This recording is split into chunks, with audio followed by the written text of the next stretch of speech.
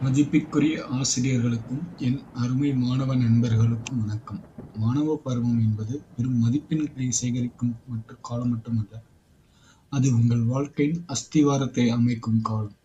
உன்னை நீயே செதுக்கு. ஒரு கல் சிலையாக மாறுவதற்கு முன் பல ஆயிரம் உளி அடிகளை தாங்கிக் கொள்கிறது. அதுபோல்தான் கல்வி என்பதும். அதிகாலையில் எழுந்து படிப்பது, கடினமான கணக்குகளை தீர்ப்பது என நீங்கள் படும் சிரமங்கள் அனைத்தும் உங்களை ஒரு சிறந்த சிலையாக செதுக்குவதற்கான உளி அடிகள். வலியை தாங்கினால்தான் பேச வைக்க முடியும்.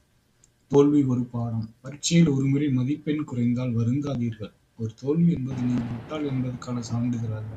நீங்கள் இன்னும் கொஞ்சம் அதிகமாக உழைக்க வேண்டும் என்பதற்கான ஒரு எச்சரிக்கை மணி. உன்னால் முடியும் என்று உன் மனதிற்குள் சொல். அந்த எண்ணம்தான் உன் மூளையின் நரம்புகளை சுறுசுறுப்பாக்கி உன்னை சாதிக்க வைக்கும்.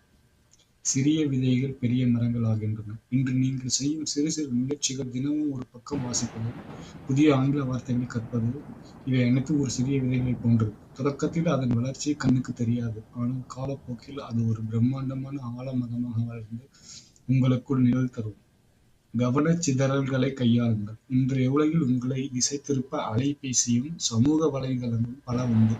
ஆனால் ஒன்று நினைவில் கொள்ளுங்கள், இப்போது நீங்கள் எதை இழக்கிறீர்களோ அதைவிட சிறந்த ஒன்றை எதிர்காலத்தில் பெறப்போகிறீர்கள்.